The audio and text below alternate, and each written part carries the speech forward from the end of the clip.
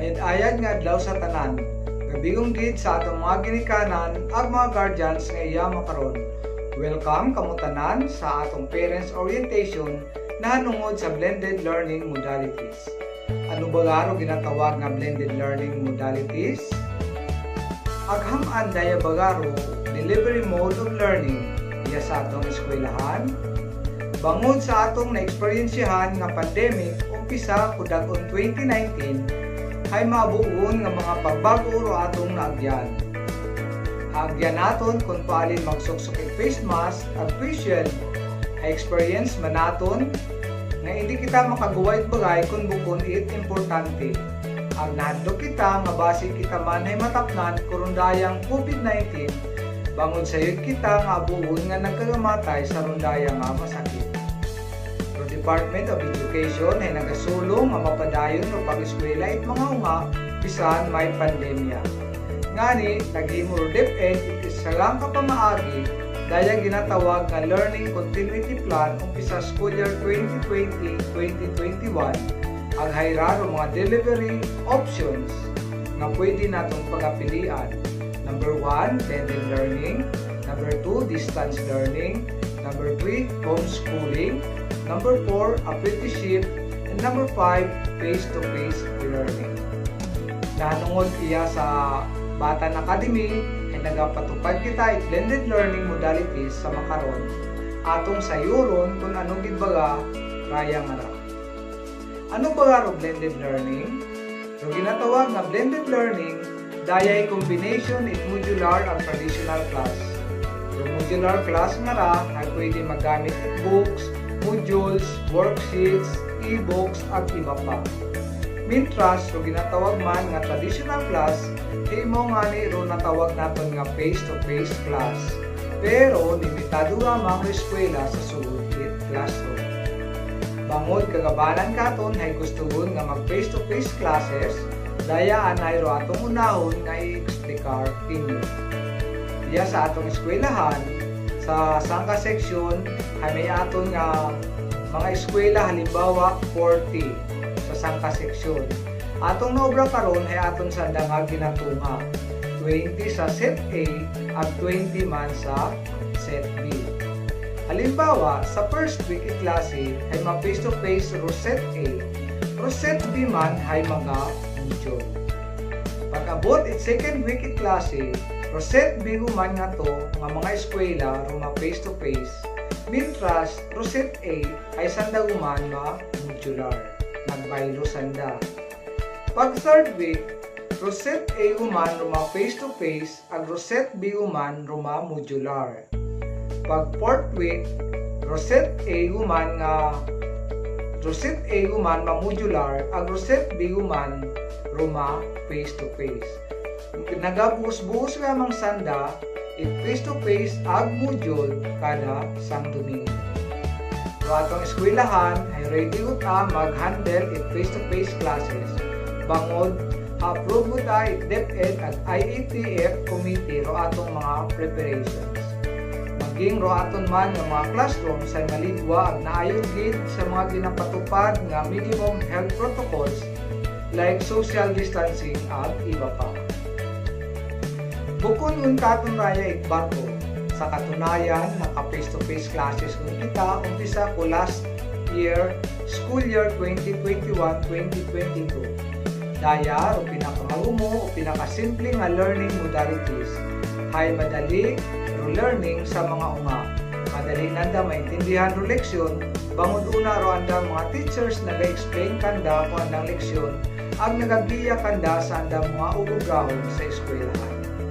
Sa makaron, magtiyaga ang anay kita nga may ginatawag nga kita nga set A ag set B. Bangod limitado pagidgamang mga eskwela sa sugod it classroom. Hambal ko atong Vice President ag DepEd Secretary Sara Duterte. Sayod namon nga nabudlayan man kamo sa rundayang sitwasyon, pero kailangan gid naton sundon ro mga health standards nga ginapatuman. Para raya sa kaluwasan itanan ag magpahilayo kita sa anumang peligro o masakit. Mga muyo kita nga maduga gon og COVID-19 nga ra agud maging normal gon tanan, especially sa pag-eskwela, it mga unga. Ano man bagaro ginatawag nga modular modality? Raya nga pagtuunan ay bukongon it bago para kanon. Sa katunayan, kung nagtaliwan nga dakon, school year 2021-2022, ay may ato niyon nga klase nga nagagamit it mga modules nga ra. Iya kamo gabuo ag hatod it modules sa eskwelahan, ag aburo atong mga na-experience parte di karon nga mga manamit nga mga buta. Pero may aton man yung mga dapat ayuson o pwede pa naton nga ma-improve. Kapit ro atong mga eskwela nga nagakinahanglan gid it giya sa andang pag-eskwela pamaagi sa printed modules. Bangod karon may atong ginhimo nga mga pahanumdom nga aton gid dapat sundon. Panumdum sa mga eskwela kung paano gamiton ng mga modules. Number 1, gamiton ng modules na may pagharong, hindi pagsugat-sugatan o butangan it marka kung bukon it kinahanglan. Number 2, magamit it papel or answer sheet. Kung magsabat sa mga ugobrahon sa modules, hindi pag-isugat o sabat sa module mismo.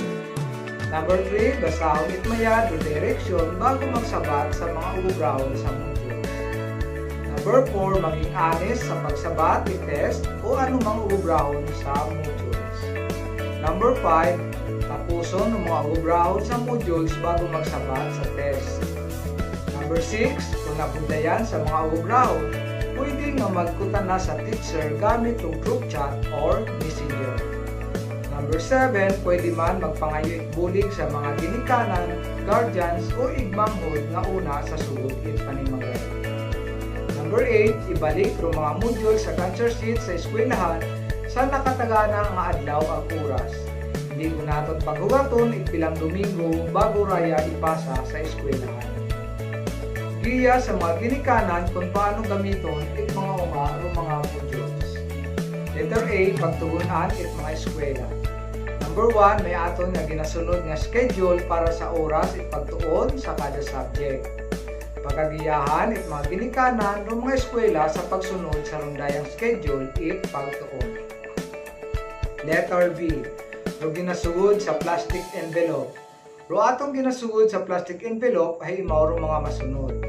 Number 1, modules or learning activity sheets. Number 2, mga answer sheets. Number 3, summative tests. Number 4, ang iba pa mga kinahanglanon sa pagtuon it mga unga. Letter C, paano man magiyahan it mga ginikanan, igmanghod ang iba pa mga eskwela sa andang panimagay. Number 1, tanawon gate it mayad kung haobra o hasabtan kung mga unga o mga activity sa modules. Number 2, siguraduhon nga ginahagungan o mga modules na hindi masamad ay ginagamit panandara sa pag-review kung may andang summative test. Number 3, ro answer sheets gang anay ro ginapasa o ginabalik sa eskwelahan. Number 4, ro mga modules ay dapat hagungan, tipunon kada subject, ang hugaton ro announcement and teacher advisor kung hinuno ginabalik ro module sa eskwelahan. Hayraman ro atong mga pahanungdon sa mga ginikanan kung magbuo ang mag-ulit modules ang answer sheets sa eskwelahan. Number 1, magdala is sariling ballpen. Number 2, mag-adto sa eskwelahan at magsunod sa tamang oras ang adlaw schedule para sa pagbuog at pag-uli it modules. Number 3, mag-fill out it atong contact tracing form ang isugat ro tamang detalye. Number 4, magsuksok it face mask. Mag-spray it alcohol ag mag-observar it social distancing. Number 5, magsulat it pangalan at magperma sa atong attendance sheet kung magbuo ag mag-uli it mga modules ag answer sheets. Number 6, ibutang ro mga answer sheets sa tamang ibutangan it kada subject. Number 7, magpangutana sa maestra kung kinahanglanon o kung may dapat masayran na hanungod sa pag-eskwela it mga unga. Bigid naton nga isipon nga edukasyon ay kinahanglan gid it atong mga unga para sa andang manami nga future. Pero ibigid naton pagkalipatan nga hagungan o atong kaugalingon para sa atong ikamayan it gawas. Ibahan o atong bilog nga pamilya. Atong gid nga sundon o mga health protocols nga ginapatuman Ag magbuwag lang kita itbagay kung may kinahanglan o importante. Magharong din kamo permi mga pinalangga namon ng mga ginikanan. Sa uman, mayag nga adlaw kinyo tanan, stay safe everyone. Your safety is our utmost priority. God bless us all. Sulong Edukalidad.